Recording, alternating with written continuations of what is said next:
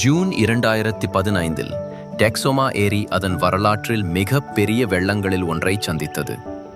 வெப்பமண்டல புயல் பெல் காரணமாக அந்த பகுதிக்கு பலத்த மழை பெய்தது. நீர்த்தேக்கம் விரைவாக நிரம்பியதால் உள்ளூர் அதிகாரிகள் கசிவு பாதைகள் வழியாக அவசர கால நீர் வெளியேற்றங்களை தொடங்க வேண்டிய கட்டாயம் ஏற்பட்டது.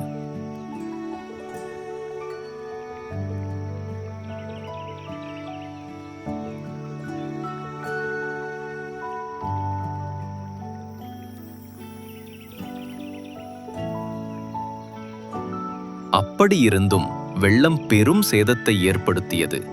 சாலைகளில் வெள்ளம் புகுந்தது மற்றும் சகாக்கள், மெரினாக்கள் மற்றும் ஏரிக்கரையோர வீடுகளை அழித்தது.